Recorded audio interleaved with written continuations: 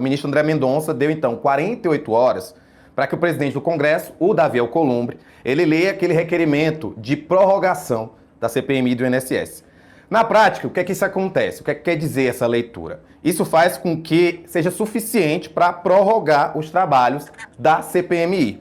E o que é que escreveu o ministro André Mendonça? Seguinte, que a mesa diretora e a presidência do Congresso Nacional, eles adotem todas as providências necessárias para a leitura desse requerimento, que visa prorrogar a duração da CPMI do INSS de acordo com os seus próprios termos. Essa decisão do Mendonça foi uma resposta àquele mandado de segurança que a gente leu, trouxe aqui para vocês na semana passada, foi protocolado pelo presidente da CPMI, o senador Carlos Viana, e o presidente do STF, o Edson Fachin, ele marcou para quinta agora, depois de amanhã, vai ter então no plenário da corte o julgamento dessa decisão do Mendonça. A gente já tinha falado aqui, você trouxe que esse tipo de atitude nunca tinha acontecido, uma CPMI continuar por ordem do STF. O que é que você achou dessa decisão do Mendonça?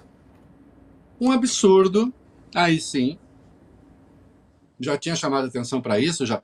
Só para lembrar, artigo 58 da Constituição.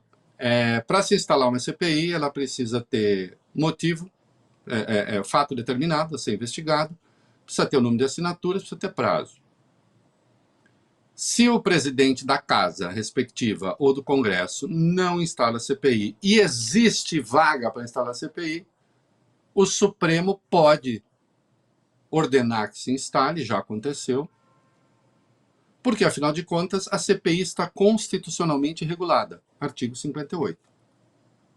Não existe licença para não instalar, desde que exista a vaga. E também não há licença para furar fila.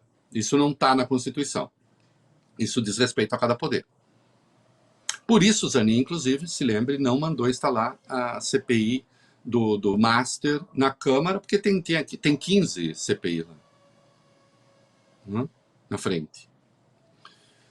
Nunca aconteceu de um ministro do Supremo atravessar a rua para determinar continuidade de CPI ou de CPMI, porque isso é rotina interna do poder. E o Mendonça, ele é famoso por fazer discursos ali, sempre puxando um pouquinho, mas com muita doçura, a orelha dos seus pares, acusando-os de interferir excessivamente na rotina de outro poder.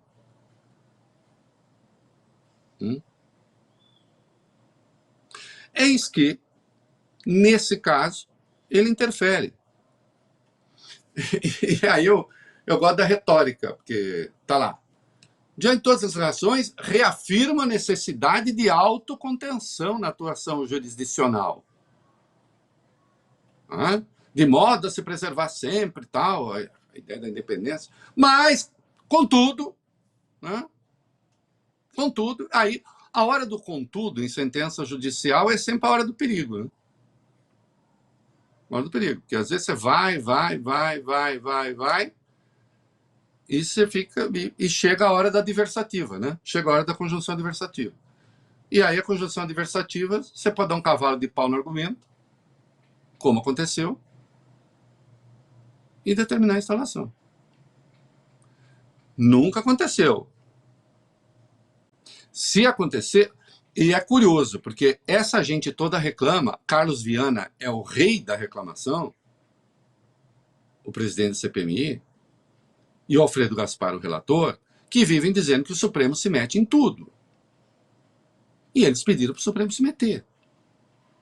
Uma CPMI que, convenha, virou um grande circo, com ilegalidades flagrantes sendo cometidas, inclusive, em razão de campanha eleitoral.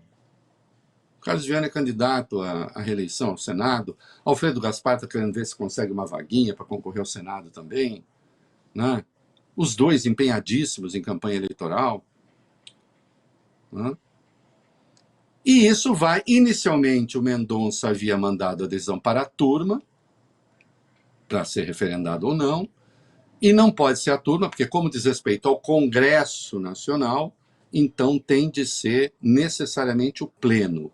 Eu entendo que se o Supremo simplesmente aplicar a lei, né, essa CPMI não vai ser prorrogada. Essa liminar dele vai ser derrubada. Não vejo como ela possa prosperar. E aí, é preciso tomar cuidado. Eu sempre me preocupo com decisões judiciais quando você não decide segundo a natureza do texto, mas decide segundo a natureza do alarido. Não estou dizendo que o Mendonça fez isso, mas eu me pergunto, será que o ministro não sabe que ele está atravessando um umbral aí que não se deve atravessar? Como diz uma música sertaneja contemporânea, será que ele não sabe que ele está atravessando a porteira? Como canta Gustavo Mioto. Meu repertório é imenso, olha, veja você. Né? Será que ele não sabe que ele está atravessando a porteira? Eu acho que ele sabe. Mas aí você imagina, né? Vai o Supremo, o Pleno, derruba a decisão. O Carlos Viana sai gritando, olhe o que está acontecendo, porque o Carlos Viana logo apelou para Deus.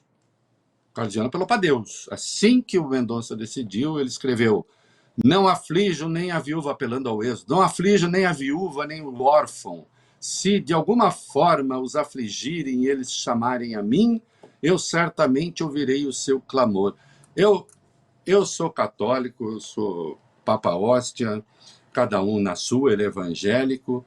Agora, eu sempre acho notável a frequência com que essa gente acha que Deus, não tendo mais o que fazer, vai se preocupar com o CPMI no Brasil. Seria o auge da desocupação divina. Não é? Eu não tenho o que fazer. Então, vou fazer o quê? Vou me meter com o CPI. Eu não tenho mais o que fazer. Fazer o quê? Vou me meter com a candidatura de fulano. Eu não tenho mais... Puxa, se Deus fosse se meter desse jeito nas coisas do mundo, por que Deus não ia se preocupar com o Sudão do Sul, hein? Aquela tragédia que acontece lá, permanente, com o Iêmen.